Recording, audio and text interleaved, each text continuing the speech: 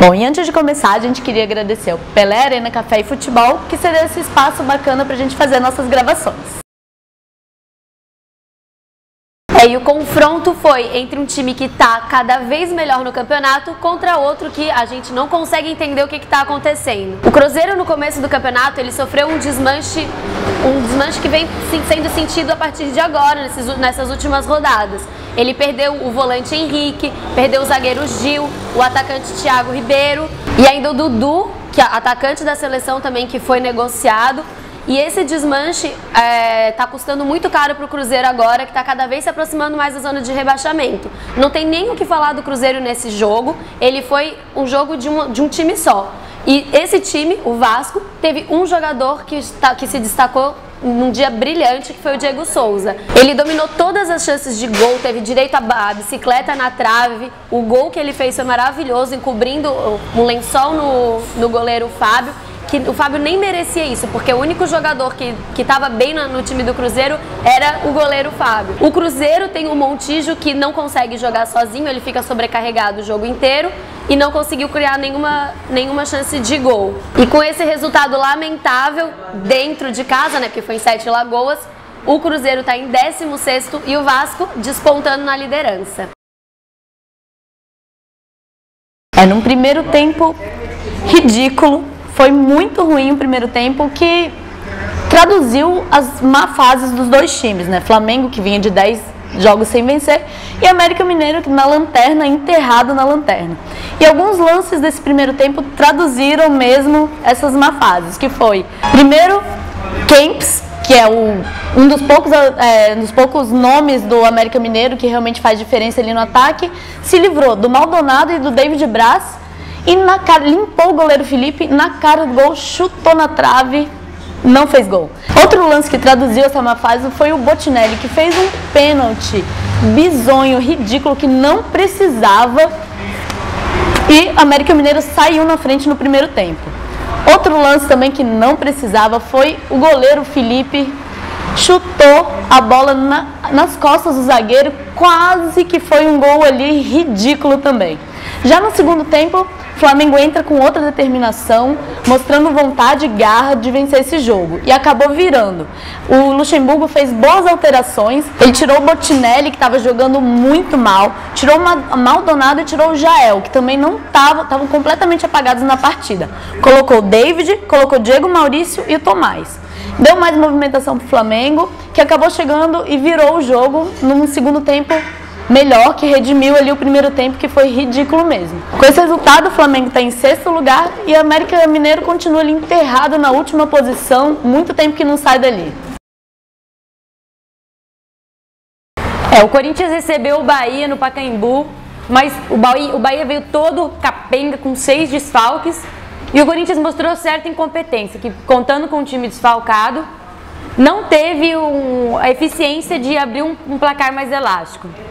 O Bahia jogou bem, conseguia chegar até o gol, mas na hora de concluir, zero. Não, os baianos estavam todos errados, não chutavam sempre para fora. Na hora de concluir, o Bahia não foi muito bem, não. Já o Corinthians marcou com um Sheik, que foi de herói a vilão. Marcou o gol da vitória do Corinthians e no finalzinho ele ia ser substituído, daí o Tite pediu para ele fazer uma cerinha ali para gastar um pouco tempo. Caiu, o juiz deu o segundo amarelo e expulsou o Sheik, que marcou o gol e foi expulso no mesmo jogo. Não enfrenta o Vasco no confronto direto no próximo domingo, que vai ser lá no Engenhão. O Vasco vai receber o Corinthians, que daí vai ser líder contra vice-líder, porque o Corinthians, com a vitória e com o empate do Botafogo e do São Paulo, ele subiu 2 posições, saiu da 4ª, foi para a 2ª posição e pega o líder Vasco na próxima rodada. E para falar a verdade, eu não sei nem por onde começar, porque a gente geralmente aqui costuma dar um destaque. Nesse jogo não existiram destaques. Era para ser o jogo da recuperação do Avaí, o time recebeu dois novos reforços, estreou os 2 novos reforços contra o Grêmio, parecia que ia conseguir, mas não conseguiu. O Rockenbach foi decisivo no meio campo do Grêmio, todas as jogadas passavam pelos pés dele. Essa é a grande diferença entre Grêmio e Avaí. Os dois times estão mal, sim, o Avaí está pior. Os dois times jogavam no mesmo esquema tático. A diferença é que quem está isolado no time do Avaí, quem está isolado na frente, é o William, e o meio de campo não faz chegar a bola nele. Quem está isolado no ataque do Grêmio é o André Lima, que sinceramente não é um bom atacante, mas os jogadores que fazem a bola chegar nele, Douglas, Escudeiro, o próprio Fábio Rockenbach, tem um outro nível de futebol. A zaga do Avaí não tem comentários, está perdida, só sabe dar chutão. O time do Avaí não tem confiança, nenhum jogador consegue se sentir responsável por pegar a bola e carregar a bola, a não ser o Lincoln, que está sendo sobrecarregado. E o primeiro gol do Grêmio saiu numa lambança individual do Batista, que perdeu a bola num lance ridículo, e o Grêmio soube aproveitar. O Avaí ficou completamente abatido, se entregou, e aí achou um gol num escanteio cobrado pelo Lincoln.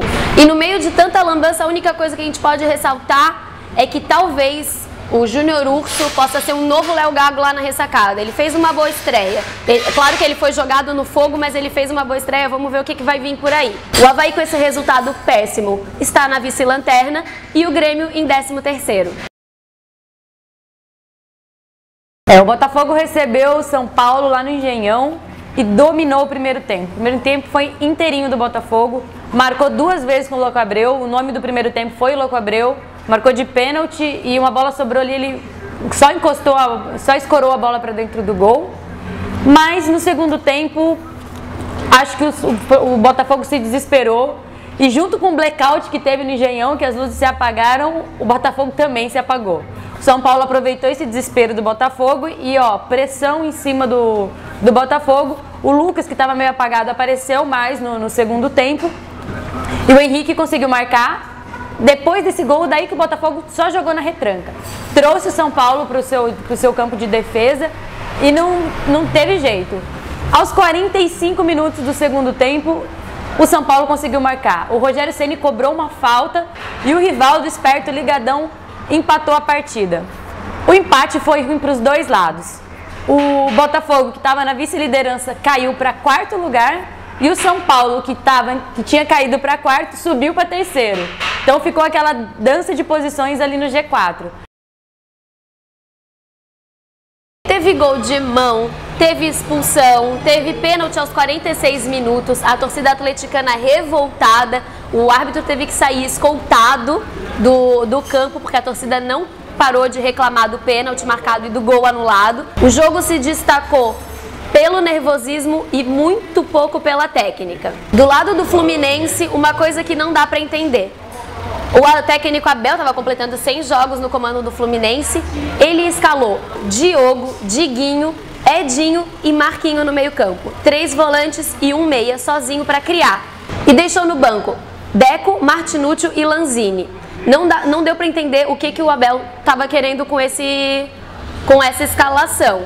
Tudo bem que o Atlético Paranaense ia partir para cima, mas não precisava de tanta retranca. Pelo lado do Atlético Paranaense, era um time medroso. Só o Paulo Baier que se destaca naquela equipe, o resto não costumava ousar, estava todo mundo meio encurralado, jogando a responsabilidade para cima do outro. E outra coisa que não deu para entender nessa partida é que Paulo Baier sofreu um pênalti, ele que já fez nesse ano 9 gols de pênalti, deixou para o Kleber Santana cobrar. O Kleber Santana cobrou bizonhamente no meio do gol, de uma maneira manjada que ele já vem fazendo faz tempo. O Diego Cavalieri, que deve ter estudado cobranças de pênalti do Kleber Santana, ficou parado e pegou o pênalti. E aí, em resposta, o Fluminense teve um pênalti aos 46 minutos do segundo tempo, convertido pelo Fred. O empate acabou não sendo bom para nenhuma das duas equipes, mas acabou sendo melhor para o Fluminense, que estava perdendo até o finalzinho do segundo tempo. Com esse resultado, ele está no G5 e o Atlético Paranaense no Z4. O Palmeiras não vem demonstrando um bom futebol. Ele saiu na frente do Atlético Goianiense, mas cedeu o empate. O Atlético Goianiense teve 2 jogadores expulsos e mesmo assim o Palmeiras não conseguiu vencer. O Palmeiras, há umas 2 rodadas atrás, teve uma situação invertida quando teve que se defender com 2 a menos em campo contra o Avaí. O Palmeiras não teve capacidade de avançar, de procurar o gol, levou chances de perigo, levou lances de perigo pro gol do Atlético Goianiense mas não foi eficaz, não conseguiu concluir as jogadas.